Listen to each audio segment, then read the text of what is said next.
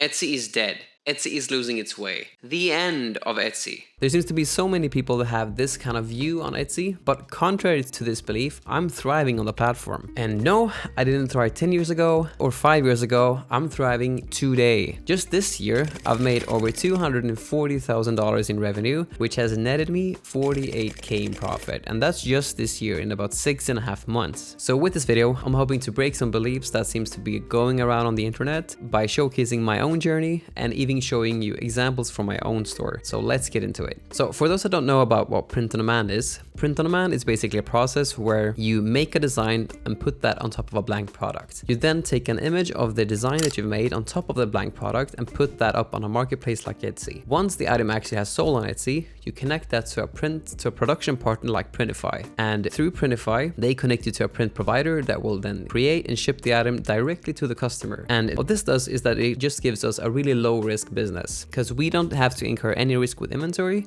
and we can just sell stuff and then we can just let the production partners produce the items. As we all know, that has actually done beauty. It's not that simple. And that leads me into the first part. When I started doing Etsy, I knew nothing about design. I can't draw and I knew nothing about print on demand. So just like everybody else that just starts off with a new endeavor, I was really bad. However, I saw people all over the web, especially Cassie, starting a business, not knowing how to draw themselves or anything like that, and then having a thriving business by using business principles. So I just decided to work on Etsy day and night to just get a tad better each and every day. And I knew that as long as I try my hardest, I learn what I need to learn, I will be able to get the results that another person has had, like Cassie. And that leads me into lesson number 2, which is that if you don't have money, you need to spend more time. But if you have some money, you can alleviate some time by spending that money. When I started doing print on demand, I had about 6 months, I think it was, to actually live off of. That meant that I had to actually make money after that buffer was up. And in this time of my life, I was really struggling, like making ends meet, because I didn't know how to do print on demand. I learned incrementally each and every single day, but I was basically just living off of $500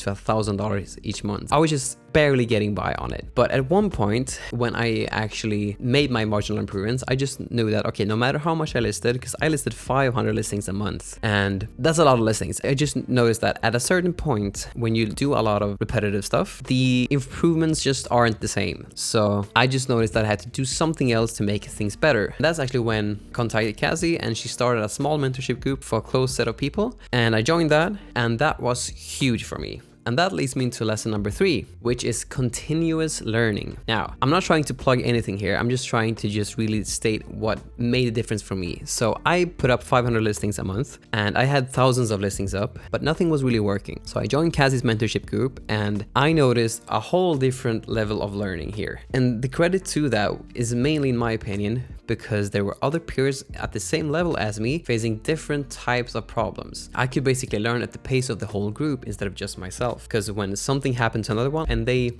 figured out how to face it with the help of the group, I then too knew how to figure out that specific problem when that would occur to me. So you kind of level up through the whole group. But I do want to show a bit more on this channel. So let's get into the nitty-gritty of it all. So this is in 2022. I joined Cassie's mentorship right here in July, I think it was. So I was usually hitting about 5K to 10K in revenue each month, and that's really, like, I have about a 20% net margin now. I might have had a little lower then because I didn't really know that much about Etsy, but I was basically making $500 to $1,000 each month. And in June, I basically made nothing because here in June 2022, I made 2K in revenue. And here I joined Cassie's mentorship and I got basically the same because I was trying to learn stuff, implementing stuff. So the results basically come after this. So I joined her course here and we tried a lot of different stuff. It didn't really just happen right off the bat. I updated my images and stuff like that. And then I saw that, okay, I'm still hitting like the same numbers here in August. But then in September, something happened. So in September, I'd been in the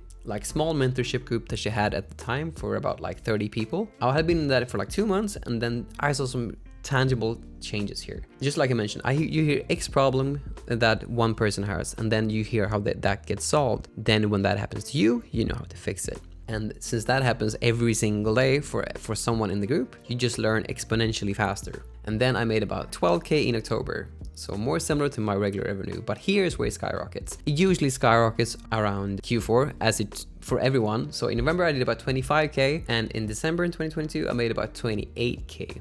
And this was huge for me because I had never hit these numbers before. And that's, in my opinion, because I actually took a step and just reached out to actually learn from someone who actually has done huge results on Etsy, which would be Cassie in this instance. I was in this for about 6 months, something like that. I credit that to just being able to learn, get personal feedback from someone who actually knows how to do this, and then to be able to learn at the pace of the whole group instead of just myself. If I was not in a POD community where there were peers at the same level who also wanted to achieve big results with Etsy. But all good things must come to an end. So as I mentioned, the mentorships kind of ended here. And then I was back to doing about 10K in January of last year.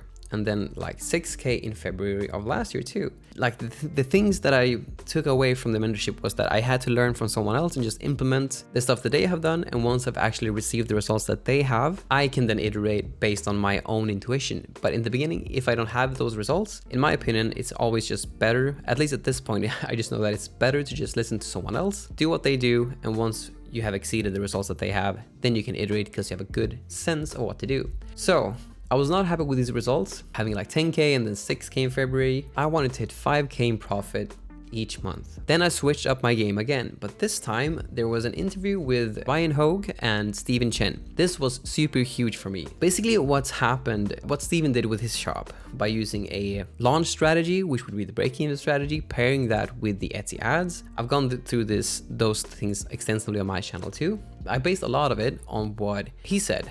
A lot of the nuances didn't really work because he didn't actually do print on demand. He did stuff in-house.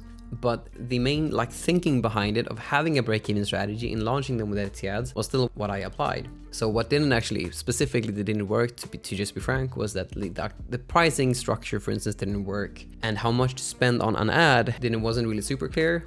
And I had to figure out those kind of nuances myself. Because in my opinion, you need to have some margin to actually not go into the red with break-even pricing and with a launch strategy like that. I basically saw that interview and I was like, okay, let's implement this stuff and see what happens. And I did that in March. So in March I had quite a bump. But here's where the big bump comes, because I did this at like mid to end of March. And there I do 35K in April. This is not Q4, this is April. So I did about 35K in revenue. And then in May, I did 47.5, almost 50K in revenue in just a non-Q4 month. This is mainly because of Mother's Day. But the good thing about this is that it wasn't a fluke. It wasn't because of Mother's Day. Because if we just look at last year, like in total, so we were here doing about 47.5K. And then in June, which like in 2022, I did about 2K in profit, like 2.2K, as I mentioned earlier in the beginning. Here I did 35K. And then in July, I did about 48K. And then in August, about 44K. And here in September, I did about almost 50K in revenue. And here in October, I did over 50K in revenue. And in November, I did over 100K and then 1.2K. So 120K in December and 110K basically in November. But this whole curve here mainly came because I learned some new stuff, implemented it, and then just tested stuff out to just get better. But there's a whole curve to this that I just want to emphasize, that I still made marginal improvements. I tested out new strategies here and there to make things better. And then over time, as like one thing worked here, and then one thing worked here, and then one thing worked here, and then one thing worked here, through like tons and tons of like experiments and tests and strategies that I've just used. Through those tests and experiments and through those continuous learnings, we're able to get to this point. But I was only able to get to this point by realizing that, okay, I can't do this myself. I have to reach out. When I did that, I upped my game. And then when that kind of leveled out too, and I came to like the max point of that, I had to level up again through doing different types of strategies and more advanced strategies. And this would be like the Steven Chen strategies that I mentioned from the interview with Ryan Hogue on his channel. And that took me up a notch. I wouldn't be able to do those kind of advanced strategies without having the fundamentals that I learned, for instance, from Cassie. I just want to really emphasize that the key takeaway from this is to know that it took a long time for me to actually get to this specific point, but it all came dependent on my own knowledge and my own skills. Keep in mind that this is during a global recession, basically. The bottleneck of the business was me. And as long as I grew, the business grew. And that's the key takeaway that I just want to point out with this. The more I learned, the more I got better, the more the business kind of showed that. All right, so if you want to learn more about doing designs with print on demand, I suggest watching this video right here. And I do take a look at every comment that I get and try to reply to everyone that I get to. So if there's any specific videos that you want to see next, just drop a comment down below and I'll do my best to help out. I'll see you in the next one.